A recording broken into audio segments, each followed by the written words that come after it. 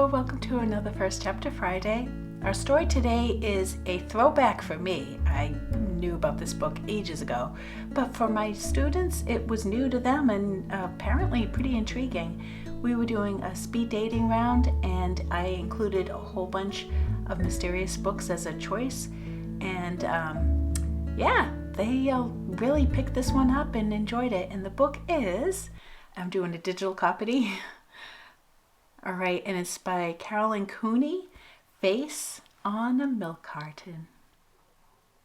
Chapter 1. Janie finished her essay. She never knew what grade she'd get in Mr. Brylow's English class. Whenever she joked, he wanted the essay serious. Whenever she was serious, he intended the essay to be light-hearted. It was October. Outdoors throbbed with autumn. She could feel the pulse of the deep blue skies, and with every leaf wrenched off its twig and whirled by the wind, Janie felt a tug. She felt like driving for hours, taking any road at all, just going. Actually, Janie was only 15 and had barely started driving lessons. She was having driving fantasies because of dinner last night. Her parents, as always, had taken opposite sides. Setting themselves up like a debate team, her mother and father would argue until some invisible marital timer rang, and then they would come to terms, rushing to meet in the middle. Until last night, her mother had said that Janie could begin driving, while her father said she could not. "She's just a baby," said her father in an infuriating, affectionate way of fathers. "She's old," said Janie's mother lightly. "Practically a woman, a sophomore in high school." "I hate when that happens," her father grumbled. "I like my little girl to stay little. I'm against all this growing up." He wound some of Janie's hair around his wrist. Janie had fabulous hair, a wild, chaotic mane of red curls glinting gold. People always commented on it. As her best friend, Sarah Charlotte, said, "Janie, that is serious hair." "I guess you've grown up anyway, Janie," said her father reluctantly, "even with all the bricks I put on your head to keep you little. Okay, I give in. You can drive." In English, Janie smiled to herself. Her father was an accountant who in the fall had time to coach the middle school soccer teams. Today, after school, he'd have a practice or a game, but when he came home, they'd go driving. She wrote her name on her essay. She gradually changed her name. Jane was too dull. Last year she added a Y, becoming Jane, which had more personality and was sexier. To her last name, Johnson, she added a letter T and then later an E at the end, so now she was Jane Johnstone. Her best friends, Sarah Charlotte Sherwood and Adair Odell, had wonderful, tongue-twisting, memorable names. Why, with the last name Johnson, hardly a name at all, more like a page out of the phone book, had her parents chosen Jane? They could have named her Scarlet, or Allegra, or perhaps Roxanne. Now she took the H out of Johnston and added a second Y to Jane. Jane Johnstone. It looked like a name that you would have if you designed sequined gowns for a living or pointed to prizes on television quiz shows. "Earth to Jane," said Mr. Brylow. She blushed, wondering how many times he had called her. "The rest of us are reading our essays aloud, Janie," said Mr. Brylow. "We'd like to issue an invitation for you to join us." She blushed so hotly she had to put her hands over her cheeks. "Don't do that," said Pete. "You're cute when your face matches your hair." Immediately the back row of boys went into a barbershop singing, hands on hearts, invisible straw hats flung into the air. "Once in love with Janie," they sang. Janie, she never had a boyfriend. She was always asked to dances and was always with a crowd, But no boy had actually said, "I want to be with you and you alone." Mr. Brylow told Janie to read her essay aloud. The blush faded. She felt white and sick. She hated standing up in class, hated hearing her voice all alone in the quiet of the room. The bell rang. English was a split period. They had lunch in the middle and came back for more class. Never had lunch come at such an appropriate moment. Perhaps she would write a better essay during the 27 minutes of lunch. Certainly, it wasn't going to take Janie long to eat. They had recently discovered that she has a lactose intolerance.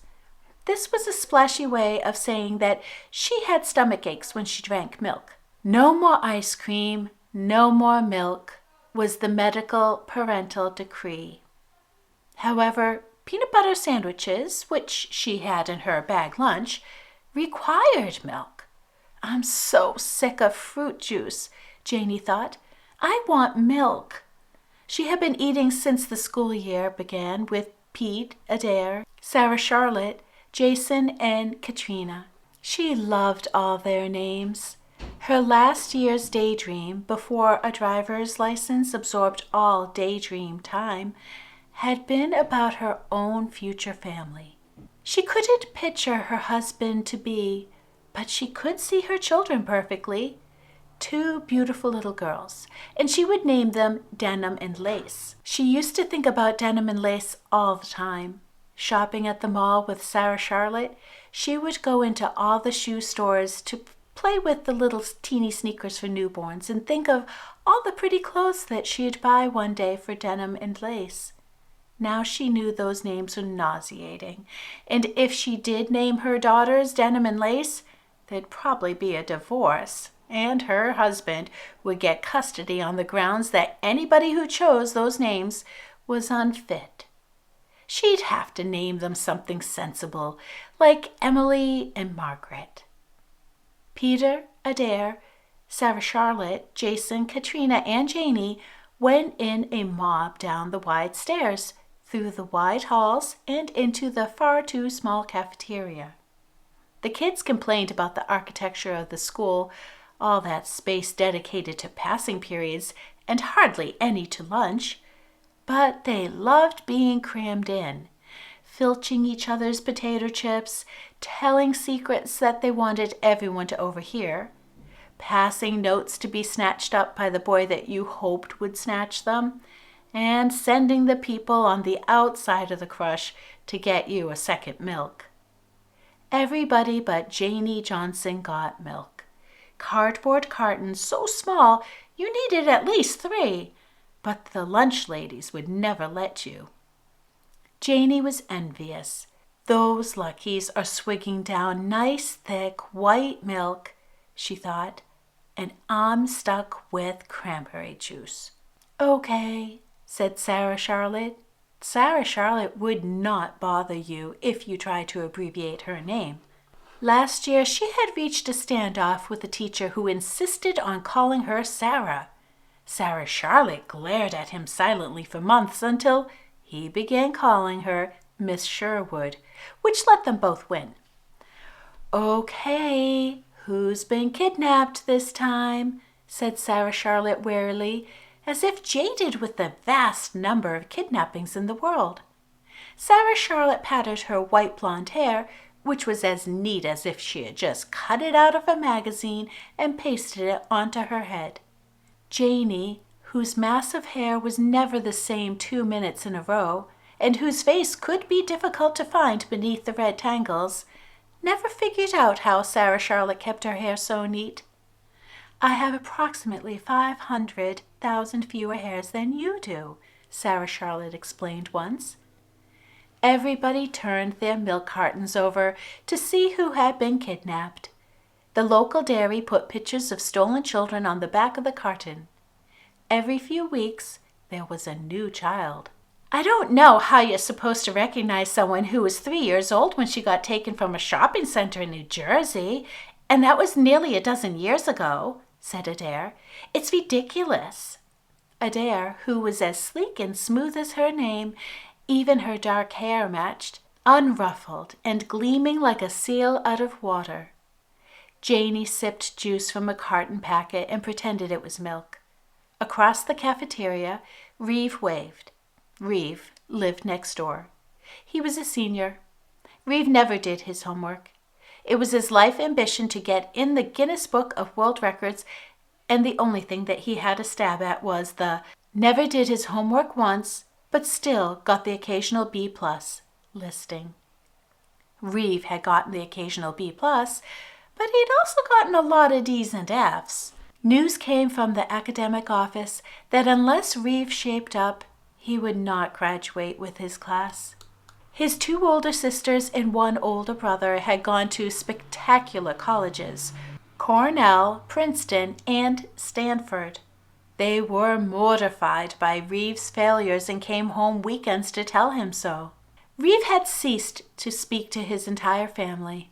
In fact, he stomped away and had supper at Janie's so often that Janie's mother had said last night, "I'm thinking of charging your parents a meal fee." Reeve did not laugh. In a strangled voice he said, "I'm sorry, I won't come again." Janie's father punched him the way, if it had been Janie, he would have hugged. Jabbing Reeve in the gut, her father said, "Meals are here, bed there, Reeve. Someday we'll collect our debt." "Yeah, when I'm a plumber," said Reeve gloomily. "You'll let me clean your drains." "Now, Reeve, just start studying and pull those grades up and—" Her father broke off. "Right," he said, punching Reeve again. "In this house, we won't discuss it here. Have a brownie and some ice cream." It was such a trespass on Reeve that everybody knew the details. Whatever Reeve kept secret, his mother told Janie's mother anyway. Reeve felt cramped by the intimacy of his life. He had always lived in this town, always gone to this school. "I want to live in a city," he'd said last night, "and to be anonymous." Ruefully, Janie thought her name would give her a pretty good start if she wanted to go anonymous. Sarah Charlotte was hoping Reeve would ask Janie out.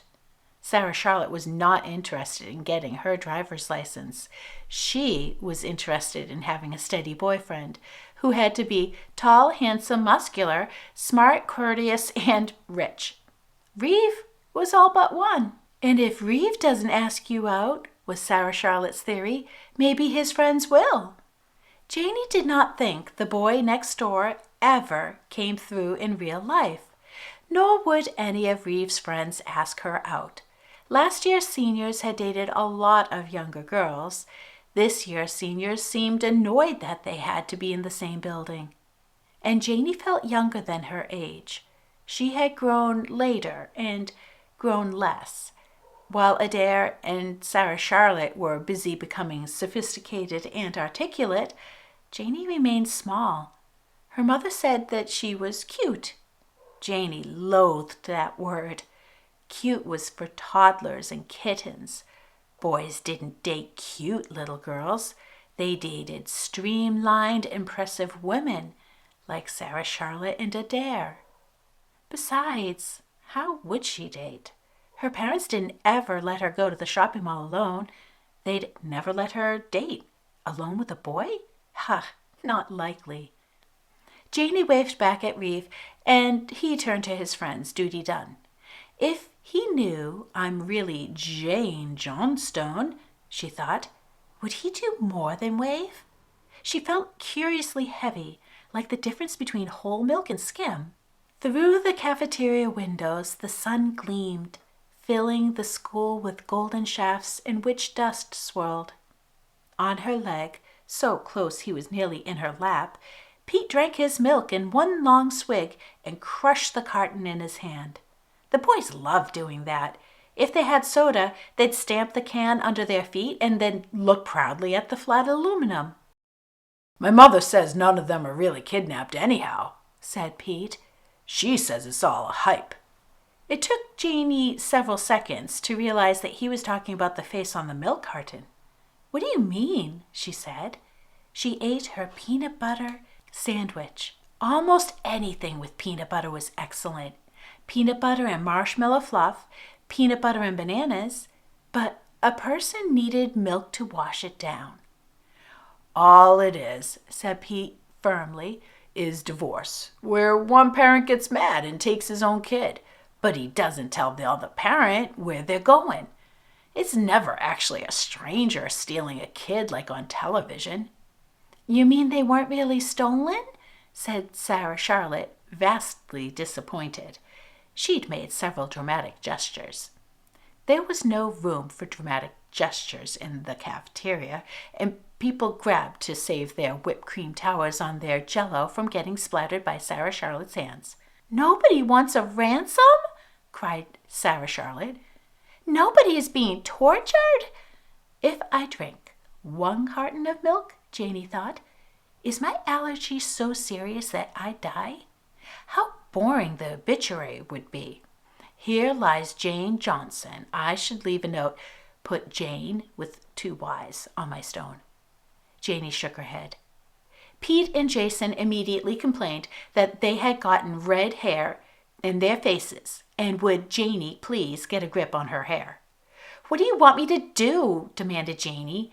"Wear a hairnet around it?" "Either that or build an addition to the cafeteria to house it," said Peter. Everybody giggled. Janie shook her hair more vigorously. The boys ducked, and they threw potato chips at Janie, while she reached for Sarah Charlotte's milk and drank it up. Ah, perfect meal. Peanut butter sandwich and a glass of milk. Janie set the carton down and sighed with pleasure. The little girl on the back of the carton stared back at her. It wasn't much of a picture. After all, how good could a picture be when it's printed on a milk carton? "Are you ready for that algebra test?" Jason asked Adair. "I was ready till I ate cafeteria food. Do you think he'll let me out of the test if I have food poisoning?" The girl on the carton was an ordinary little girl. Hair in tight pigtails, one against each thin cheek. A dress with a narrow white collar. The dress was white with tiny dark polka dots. Something evil and thick settled on Janie, blocking her throat, dimming her eyes. "Sarah Charlotte," she said. She could hear herself shouting Sarah Charlotte's name, yet her lips were not moving. She was making no sound at all. She reached toward Sarah Charlotte's sleeve, but her hand didn't obey. It lay motionless on top of the carton. It looked like somebody else's hand. She could not imagine herself wearing that shade of nail polish or that silly ring. "You drank my milk," accused Sarah Charlotte. "It's me on there," Janie whispered. Her head hurt. Was the milk allergy already setting in? Or was she going insane? Could you go insane this fast? Surely it took years to lose your mind. She imagined people losing their minds the way you might lose a penny or your car keys, accidentally dropping your mind in the cafeteria. "On where?" said Peter. "The girl on the back of the carton," whispered Janie. How flat her voice sounded, as if she had ironed it. "It's me." She remembered that dress, how the collar itched. Remembered the fabric. It was summer fabric. The wind blew through it. Remembered how those braids swung like red silk against her cheeks. "I know you're sick of school," said Sarah Charlotte, "but claiming to be kidnapped is going a little too far, Janie." Pete retrieved his flattened milk and tried to shape it back into a carton. He read between the folds. "You were stolen 10 years ago from a shopping center in New Jersey, Janie? What are you doing here?" "Yeah," said Adair, giggling. "Why aren't you off yelling for the police?" "Oh, she's just trying to get out of reading her essay," said Jason. "No, she's just trying to steal my milk," said Sarah Charlotte. The bell rang. The others hurled their garbage toward the huge plastic-lined trash cans by the door and missed. Ducking under the plump arms of the lunch ladies, they raced back to class instead of picking it up. Janie held Sarah Charlotte's empty milk carton and stared at the photograph of the little girl. I was kidnapped. Okay, that's it. Chapter 2 is next, and it is a story that is, it is a good mystery, and it's something that makes you wonder, like, have I always belonged to this family? No, you probably have. I mean, this is a rare thing, but it's a great concept, and yeah, it's been around a long time, and it's been well loved. Hope you give it a try, and thank you for listening. Have a great day.